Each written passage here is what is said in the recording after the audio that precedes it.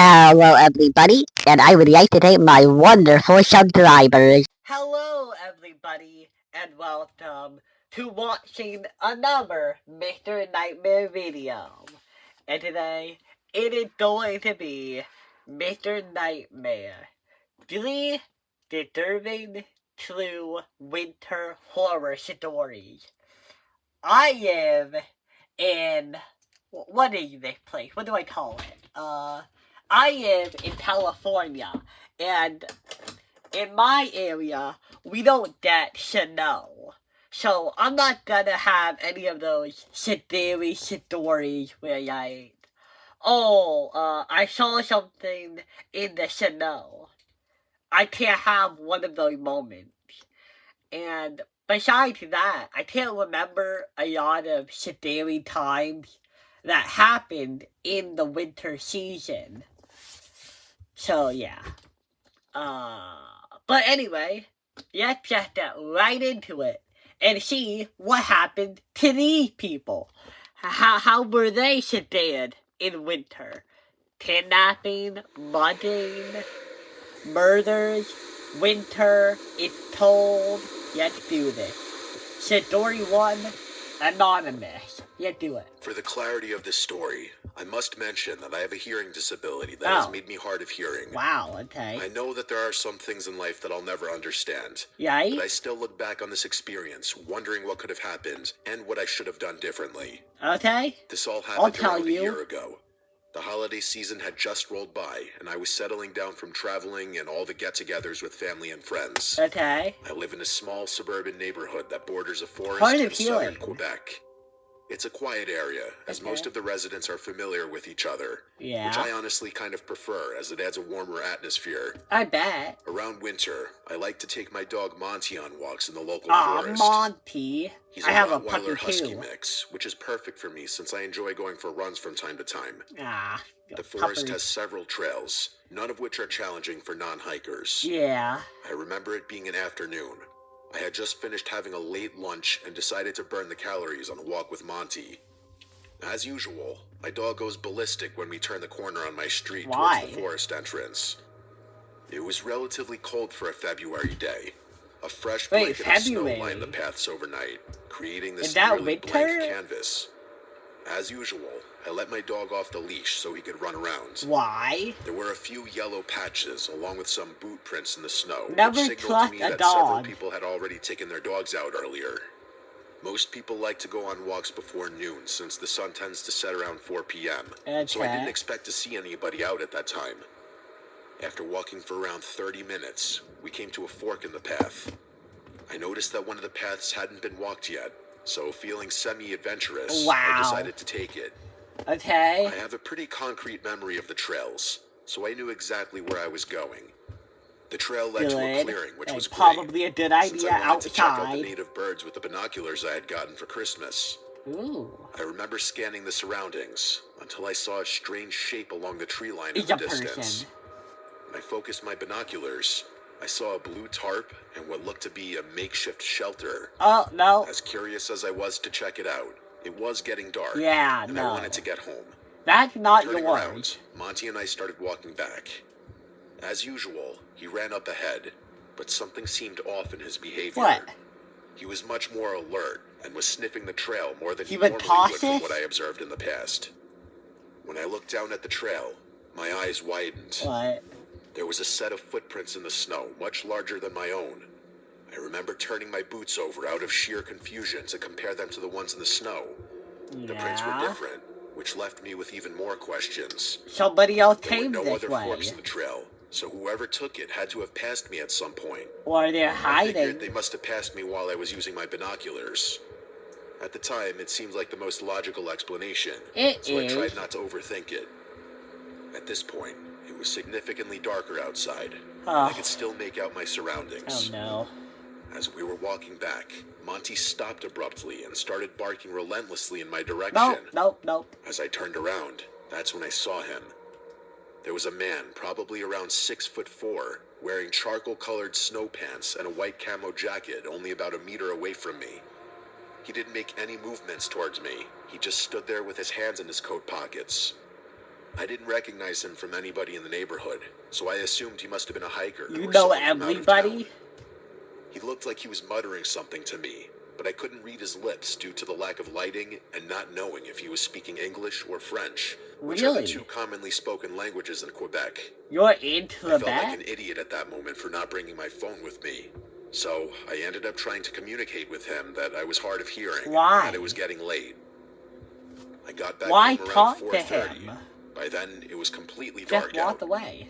I remember following my standard night routine, not really thinking much about the encounter. Why would you? But in the middle of the night, something happened that still shakes me to this day. Okay, what happened? I woke up to Monty licking my hand, which is something he usually does to get me out of bed in the morning. I tapped my phone to check the time, and to my surprise, it was 3 a.m. Yeah? I noticed a message from my neighbor asking if everything was all right, which, if I'm being honest, confused me at first. Yeah, you don't know why they're saying that. The message was a few minutes old, and asked if everything was all right since Monty had been barking like he was possessed. Ooh. I looked up from my phone to see that Monty was no longer in my room. I walked downstairs to find him barking hysterically at the patio door. Shit. As I approached the door, Somebody outside. I struggled to see anything with my vision still blurry. Do you need glasses? I tried to focus my eyes when the motion sensor light turned on. At that moment, my heart sank. Oh! The man from the forest was standing there in my backyard. Creepy. I didn't think twice to process any more questions. I stepped away from the door and texted 911. I don't think I've ever texted 911 faster than I did that night. Yeah? I ran up to my room with Monty and grabbed the machete from under my bed. Oh my god, a machete! I'm a machete. shorter woman with a background in martial arts, but I know damn well that the best move in a... Okay. I ran up to my room with Monty and grabbed the machete from under my bed. I'm a shorter woman with a background in martial arts, but I know damn well that the best move in a fight is to not fight at all. That's good. I sat there in my room guarding Monty and myself until the police came. With my heart beating out of my chest, I sat opposite from the door with Monty by my side. It didn't last long until Monty sprang up and started barking violently at the bedroom door. Oh no. My hands were sweating profusely as I watched his shadow cast in from underneath the door. The movement in front of the nightlight suggested the man was seconds from breaking into my room. You don't know that. The Those door had might to be the hold. longest minutes of my life, as I anticipated the door handle turning or the door completely breaking in. Well, you locked the Luckily door, for right? me, it never did. When the police arrived, I explained everything to them while they searched the property. Good. The glass on the patio was smashed completely, but besides that, nothing was missing, and everything was still relatively the same. I don't know if that's the best The police found sign. the gate in my backyard open. It leads to the forest, which is where they believe the man disappeared to. Yeah. I let them know about the shelter I saw in the woods the day before. I don't know how Monty much help and that's some of my gonna be. belongings to stay with a family friend for a few days while I got the patio door fixed. I never got a follow-up from the police after the incident. Yeah, they But probably ever never since that found day, him. I decided to stick to roads when walking my dog, not trying to think too much about the incident. Good. That's a good sign. Okay, not much to say about that one. You did good. You had a machete. That was good. My name Wait, is... who is this one? Okay. There we go. Okay. Okay. My name Story is 2. Amberley. I'm a Amber. 16-year-old girl who lives in Illinois with my younger sister Kate. You're who's telling me a 15. yacht. My dad works for a deforestation group about 30 minutes from our house. It was a normal morning on December 5th as my sister and I were getting ready to go out to the movies. What movie? We decided to go watch a somewhat new horror movie, Terrifier 3, which had some Christmas stuff included in it. Yeah, I We guess. all knew it was 18 plus, but nobody paid much attention. Yeah. Plus, we looked older than we were anyway. We made our way to the movies and easily got in thanks to our appearance. However, halfway through the film, as everyone was anticipating the next scene, my phone buzzed loudly enough for the whole theater to hear. Oof. Which really killed everyone's vibe as they all turned toward me with annoyed looks. You're My supposed to sister turn it and I off. scurried out until I tripped, which was embarrassing enough. After we exited the theater, I checked my phone to see who called me. Who? It was my dad. But instead of calling back, I received a text message that said something like, "Hey, would you mind bringing me some lunch since the small cafe in the woods is shut today?" I looked over at Kate, and she looked at me confused. But neither of us second-guessed the message since it seemed normal. We arrived home, packed some food for him, and took my car downtown to the woods. You have a car. I've always loved that place and never felt uneasy there because it was large and secluded. The scenery was amazing, why it's with dangerous. a hill that led down to a lake perfect for fishing and photos. After a while, Kate and I got out of the car, and we walked down the path through the woods. Okay. I took out my phone to call my dad, but he didn't pick up. Not a good Confused, sign. I looked over at Kate, who was just as confused as I was. Why wouldn't he respond when he just called us at the movies? I decided to message him instead, reminding him that we were at the woods to give him his lunch. After a few moments, I saw the 3 little dots on the screen appear, showing he was typing. Okay. He responded by telling us to walk down the small hill and wait for him at the lake, which we followed. Does he normally do this? Since it was winter, so sunset came much earlier. The sky had a beautiful, radiant orange glow over the hill and down the mountain. Not in this Snapping picture. out of my thoughts, Kate pointed down to the lake where a man in black was sitting on the deck by the water with his back to us. That's not We him. guessed it was our dad. We walked down a What bit was he more and wearing? stopped a little behind him. I called out his name, but he didn't move. Kate grew uneasy, and her attitude made the scene even more eerie. Yeah? I slowly pulled off the hood he was wearing. What the and fuck? revealed a man who definitely wasn't our dad. Kate and I shrieked as he turned around and began waving my dad's phone What the around hell? like a maniac, What the smiling fuck? like he was happy to see us scared. What the I shit? blurted out asking why he was using our dad's phone, but he didn't respond. Yeah. Instead, he lunged and grabbed Kate's arm. Oh my god. God! Luckily, I was strong enough to pull her away. Good. And we started running as fast as we could. The Shit. adrenaline pushed through us so much that I had never seen either of us run that fast. Behind me, I heard power stomps of getting fear. closer, so I knew we were being chased. I didn't dare to turn around. Finally, we reached the car. I slammed the door shut and locked it as the man came to my window, then crouched down out of sight as I reversed and sped away Oh, back that's home. creepy. He hid. When we got home, my dad and mom were there. What? We arrived panting out of breath and What about explained your the whole dad? situation to them. My dad was furious and said his phone had been stolen while he was working. Yeah? So he decided to come back home. He said the man must have taken his phone and messaged us. My dad called That's the police and filed creepy. the report. They used the IMEI number to track the device, which Did they was still find on the him? deck by the lake, and they returned the phone to my dad. What about They the said there man? wasn't much they could do since the phone was already found. But the I man. thought this was the end of it, but I wouldn't be telling this if it was.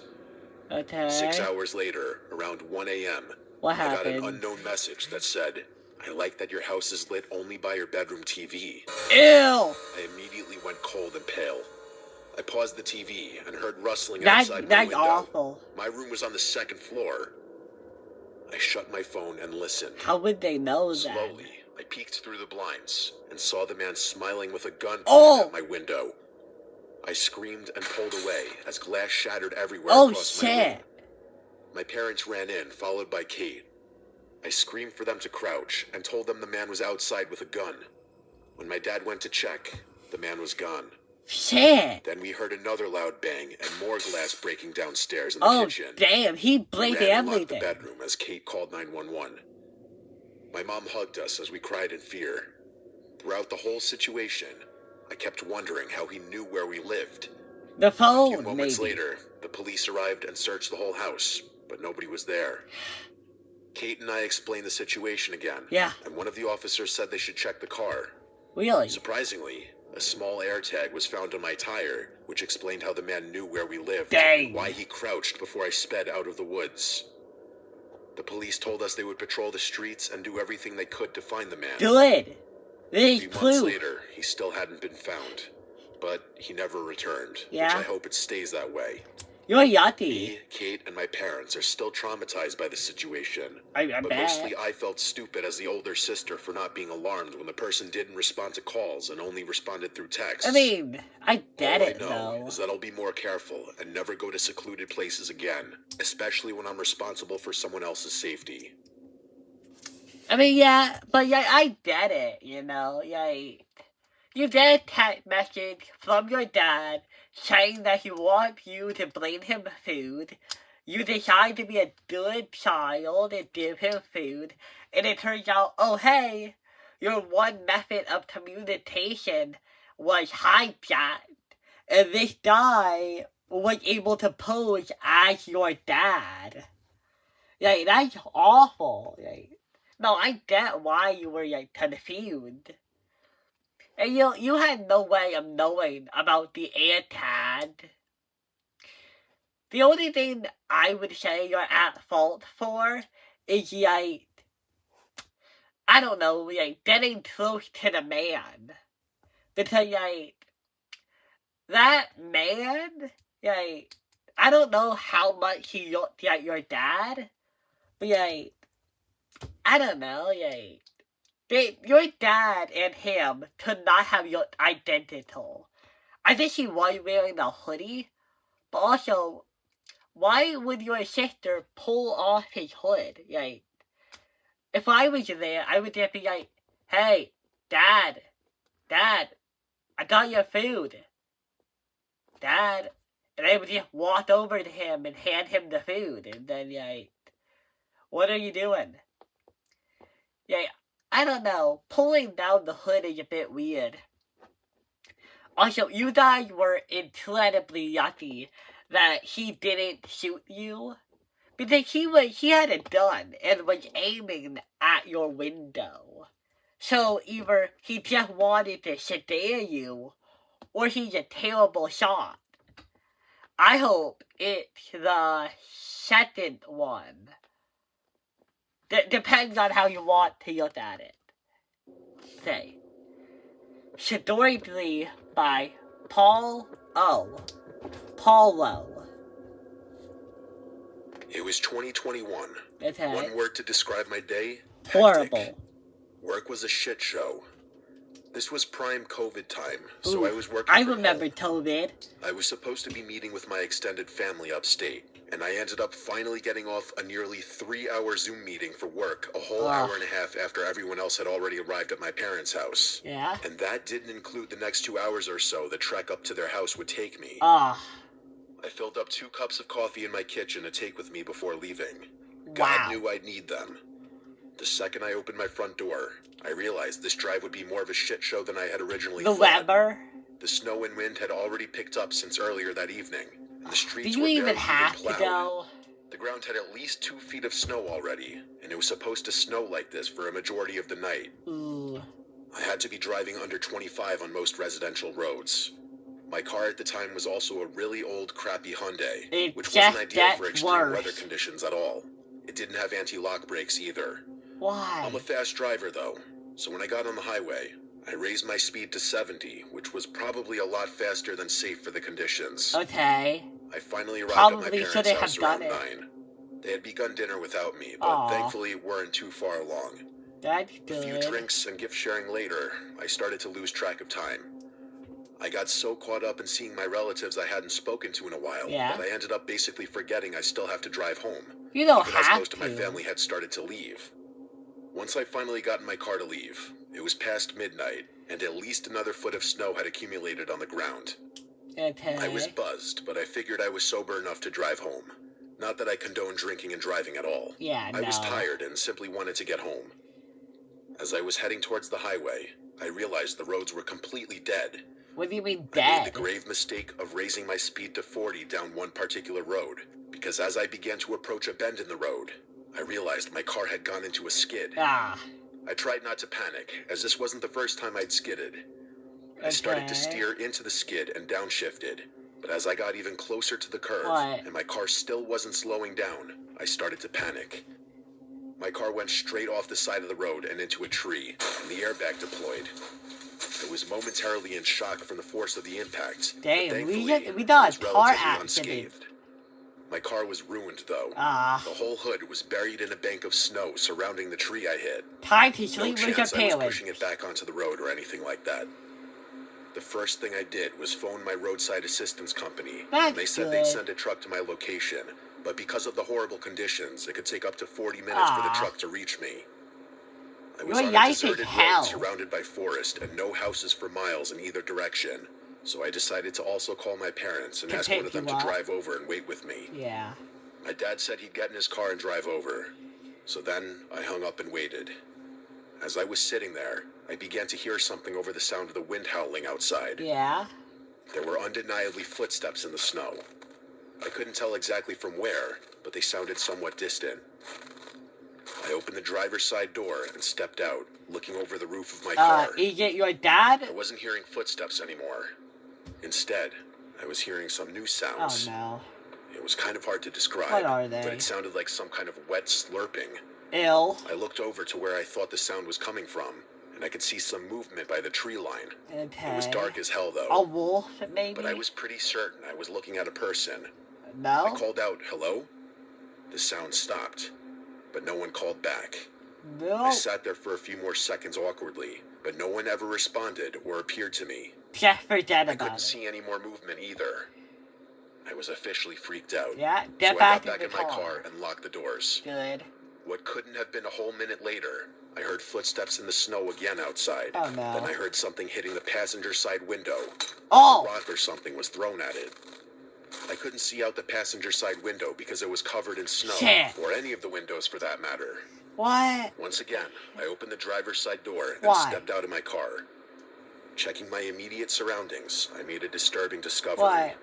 A There were rock? boot prints in the snow, circling all around my car, Shit. and then leading away from my passenger side door into the woods.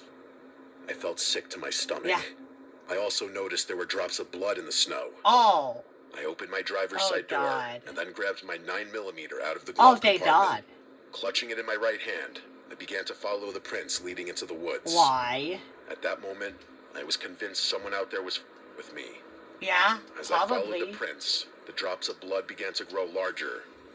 It looked like someone had been bleeding profusely. Yeah. And then, I saw some dark mass lying in the snow just past the tree line. No. I couldn't tell what it was. I was just praying it wasn't a person. It might be a person. I took out my phone and enabled the flashlight. It wasn't a person. It was an It was a animal? dead deer, seemingly slaughtered by some larger predatory animal. Or The person? stomach was ripped completely open, and shockingly, the deer had been completely decapitated. Oh. I swept the flashlight over the surrounding few feet, but I didn't see the head anywhere. Yeah. They I took it. decided this was getting too weird for me, Yeah. and I started heading back to my car. Did you lock the door? Because the worst thing that could happen in this situation right now is that you go back to the car and somebody used the time you were gone to, like, hide in the back seat. Because it's possible. All they would have had to do was, after you got back in your car, they would walk around your car for a couple seconds. Then they would go the way you went. They would drop off the dead body, the dead deer body, and then they just head back and they should throw a rock at your window. And boom, everything happens exactly as you saw. And the minute you get out, guess what? They go in your car and they're waiting for you. I've seen enough Mr. Nightmare to guess how these animals think. Back to my car and opened the driver's side door. And as soon as I did, it was all I could do to keep myself from vomiting on the spot. But Lying in the driver's side seat of my car was the severed head of a deer, placed on the seat as if it was looking right at me. damn. I booked it out of I there knew and it. made it a few minutes down the road before headlights I mean, I appeared in the didn't know distance. it, but I still. ran towards the car, waving my hands and shouting like a madman. Why? Still holding my handgun. What? No. Thankfully, it was my dad. Oh, thank And he God. stopped the car and asked me what the hell I was doing. Yeah. I got in the passenger seat That and is explained not everything to good, him. York. And I kid you not, he literally didn't believe me. Go back. I felt more comfortable going back to my car with my dad Yeah. now. So he drove the two of us over there and we You got better out. hope the head is The still there. footprints were still all around my car, Good. but the deer head was gone. All that He remained was a believed you. large spot of blood on my driver's Yeah. side seat. I think once my dad saw that, he started to believe me. Yeah. The deer corpse was also gone. Okay. All that remained were drag marks in the snow. Yeah. The tow truck finally showed up, and he towed my car. Good. My dad asked me if I wanted to call the police, but honestly, I just didn't have the energy to Yeah. file a police report. And what would I you was write? exhausted and just wanted to go to sleep. I figured calling the police wouldn't accomplish jack anyways. Yeah. So that's my story. I have no idea who was in the woods that night and what they wanted. I mean, you probably They don't were know just who trying they to scare were. me. Or maybe they had worse intentions. I think it could go either way. Like, I don't know, I could definitely see this happening. Some dumb kid is out there, he sees the situation you're in, and decides to pull a little prank. They kill a deer, they decapitate it, they move around your car a couple times, put the body somewhere, and they just put the head in your car. If it was a dead human body, I would be more like, oh, they could want to kill you. But, I mean, I don't know. If they wanted to kill you, they could have done it while you were walking around. Or they could have hid in the back seat and killed you that way. So, I think they're just crazy. And they wanted to, sedate you hard. But, yeah. I think that's all I have to say about this video. Oh wait, I should write to them. All of the people were pretty reasonable. Honestly, most unreasonable is probably, the first one. No, wait. I don't know. All the people were, pretty good, And I have to say, good job on the first person and the last person for both having good weapons. A machete and a 9mm. No, those were good choices. And the other character was 16, so she can't have a weapon. But yeah. I am kind of suspicious of the third one because they gave way too much information. Not only did they tell us their name, not only did they tell us their name, they told us their age, their date, and the name of their sister, and that. If these were fake names, I would get it. But usually, if it's a Mr. Nightmare video, you would tell us if it's your real name. So yeah. I don't really know if I believe this one to be real.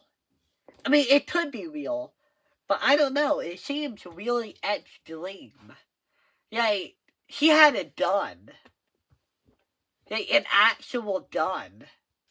And a lot of the people in these stories, at least the villains, don't have weapons.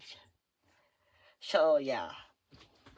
But, with that, I would say that I am done, and I hope to see you guys next time for another Mr. Nightmare. Bye!